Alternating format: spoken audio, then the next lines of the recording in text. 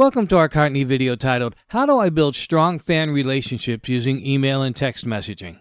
Our guest today is Raspberry Sky.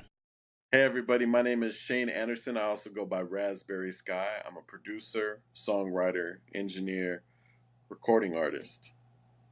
Awesome. So, I know that you use email and text messaging to stay in communication with your fans and to get them more engaged with what you do. Can you explain why you chose those mediums versus just responding to people on social media? What I started to realize, especially over the past couple years, as my fan base started to grow in numbers, it became harder and harder for me to respond to direct messages. Um, and it was hard for me to sort of discern between which was a fan or a casual listener or someone that just wanted to sell me something or someone that's trying to get me to do something. So it became very difficult for me to manage the influx of the DMs. But also I wanted to start to create sort of an email list, a fan list, a sort of like a database of people that I knew that if I went on tour, if I was dropping a new record, if I dropped a new merch, that these people that were in that database, I would have an email or a phone number or just statistical data about them. And up until this point, I really was just hoping that they would email me to my email, rather than just like I would hope that they would email me. But because everyone utilizes social media so much, that sort of medium was not really happening. That wasn't the way that fans were connecting in. So then I teamed up with Adva Mobile and gave my fans a phone number that they could actually dial into and actually call. And when they call, then it allows for them to input all their information. Once that information is then collected, now I have their email, their phone number, their name, their city, their state.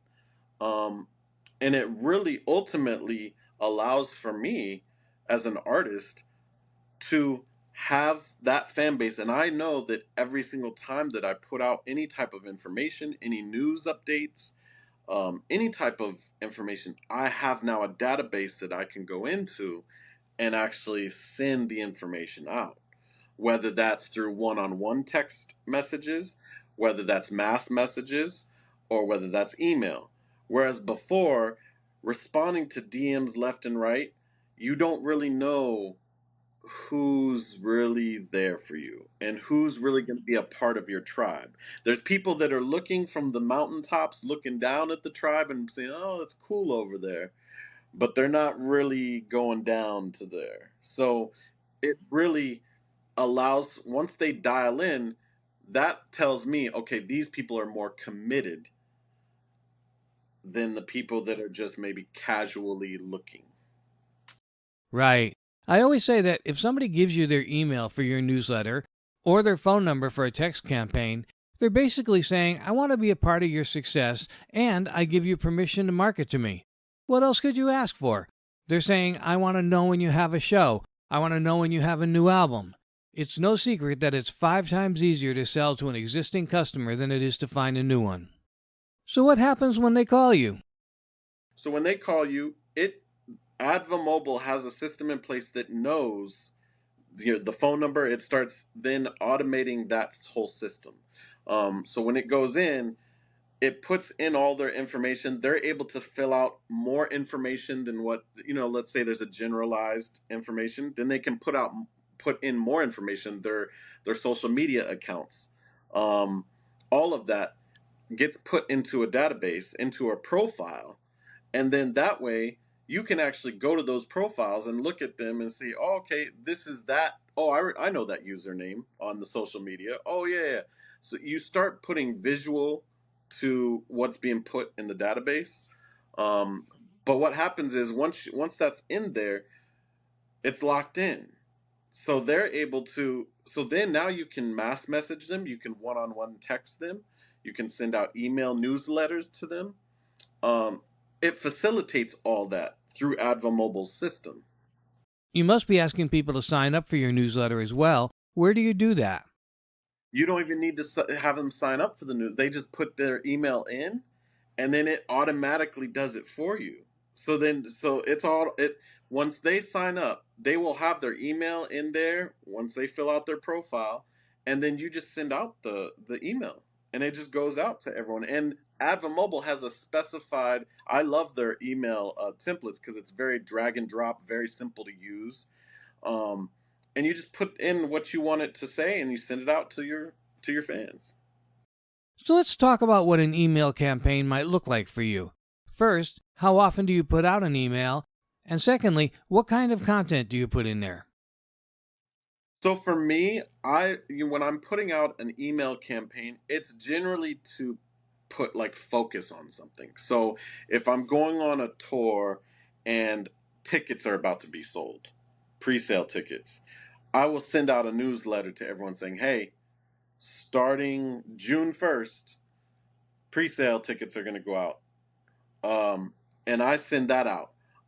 I use the 80/20 principle on that as well. So I don't want to bombard people with mass text or email because they'll just it's spam, you know what I mean? So how I approach it is far and few in between. So if I'm gonna send out a pre-sale tickets for tour, I do an email.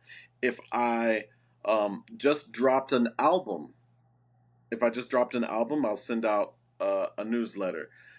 But I focus more on the one-on-one texting.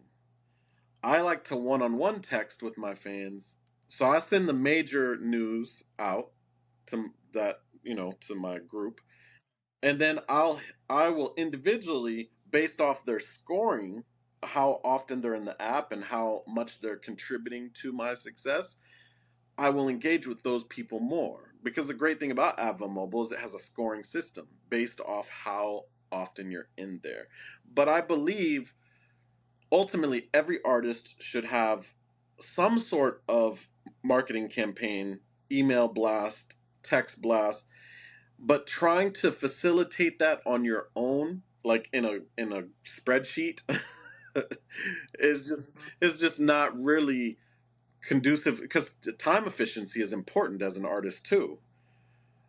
So it just doesn't, for me it makes more sense to have a company like Ava where you can go in and have everything there for you to work on, and it allows for you to just be able to send out those updates.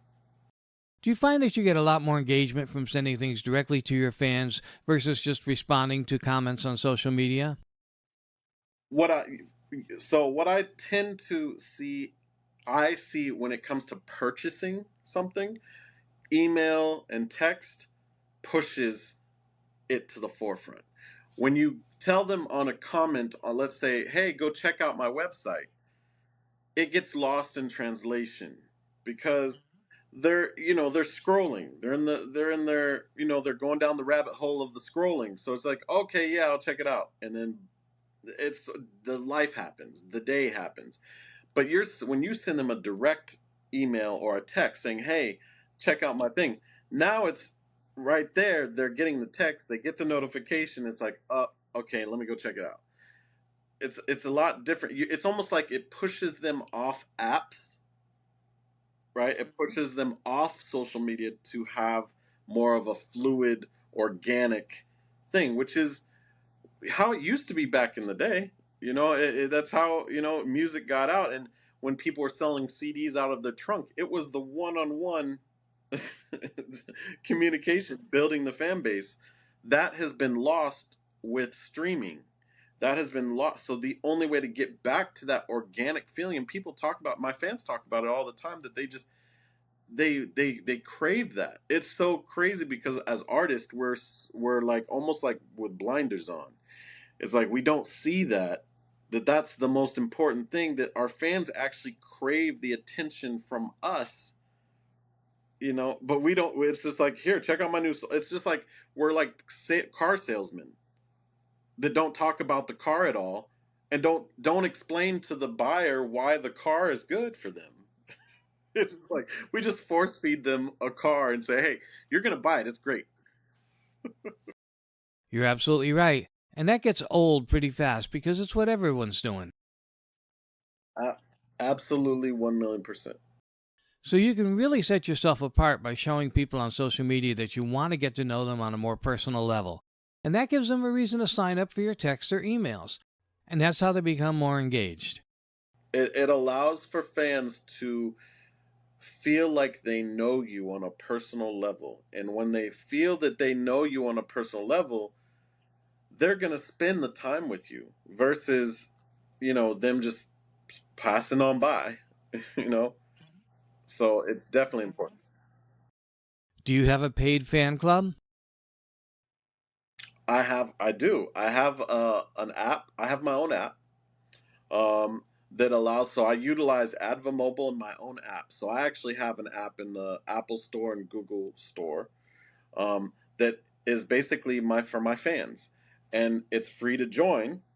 But then they unlock premium features. So if they want to have all my music and all my videos and it's basically like a virtual backstage pass, and I give them that, and they pay a certain amount per year. They pay $99 per year, and they get all access. So that gives them access to my fan wall, the day in the life of Raspberry Sky, a daily dose of Raz. It gives them access to music, photos, videos, and I utilize that with Adva Mobile. So then now I don't I don't really focus on Spotify and Apple Music. It's not really my train of thought becomes, I don't need to sort of stress out about streaming numbers. I focus on building my community on my app and building my community on Adva Mobile so that I can sit there and facilitate that much easier without just like throwing stuff in the wind and hoping that it gets caught. It's just, Absolutely. Have you ever heard of the thousand true fans concept? This concept basically says that you don't need a million fans to make good money. Just imagine if you had 1,000 people spending $100 a year on your shows, your merch, your music, your fan club. That alone adds up to $100,000 a year. for hundreds of years, the artists have always been the ones that sort of get paid last. We're sort of the ones that scrape for our change, scrape for our coins. Um, but it's so important. Again, I stress this because we are a dying breed, and especially with AI coming into the picture, the only way that we will be able to sustain ourselves as artists for longevity is if we have one-on-one direct human communication, personnel, you know, one-on-one discussions, one-on-one feelings. Those are things that AI will never be able to take away from you. Now, now AI will be able to outproduce you in 20 years, probably, outright you, probably, but it's the human emotion that will keep you going. Yeah. Yep.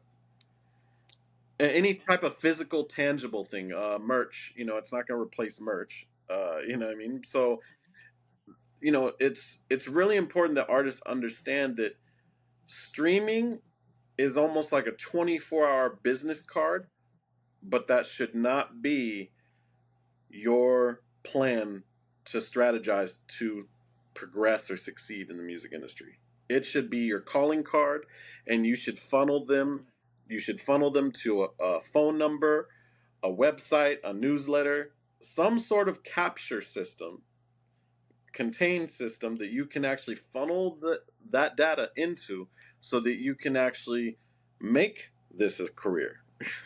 you know That and the live show. It'll never replace a nice, intimate live show. So, how often do you actually text your fans? What's too much?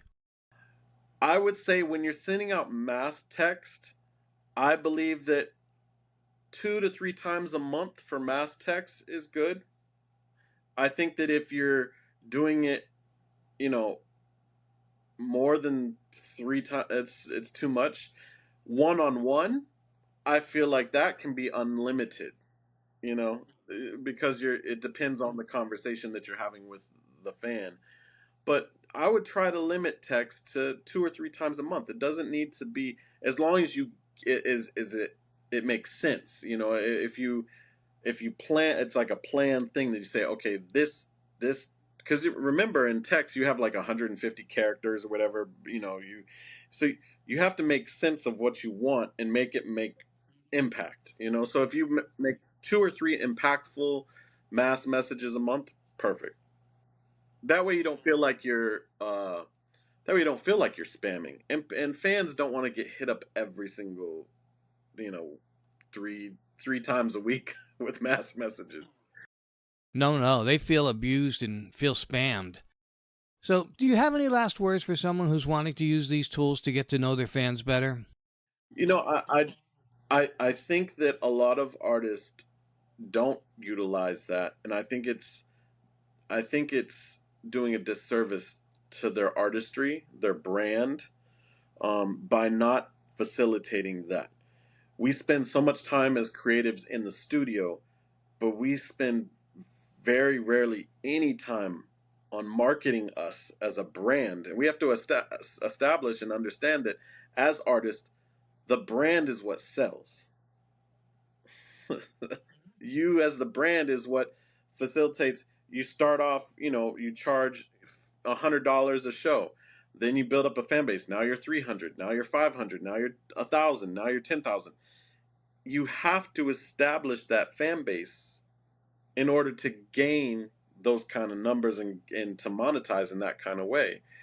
You can't just hope and again throw it out to the wind. So I think artists just really got to focus. That needs to be more important sometimes than the music. And as a creative who makes hundreds of songs, I have a catalog of thousands of songs. I understand that all of that does not matter if I don't have anybody listening to it. Then I'm just doing this as a hobby. And if you're just doing it as a hobby, it's totally fine. But if you're spending money in a recording studio, if you're spending money for music videos, any other type of business, you have to recoup. If you start a restaurant and you just spent $30,000 on the restaurant equipment, you don't just sit there and don't turn on the grill. Then just sit there and go, okay, yeah, the food's just gonna be made and the people are just gonna come. That's not how it works. Thank you, Raspberry. I think you'll open a lot of artists' eyes with these insights. That concludes our video titled How Do I Build Strong Fan Relationships Using Email and Text Messaging with our special guest, Raspberry Sky.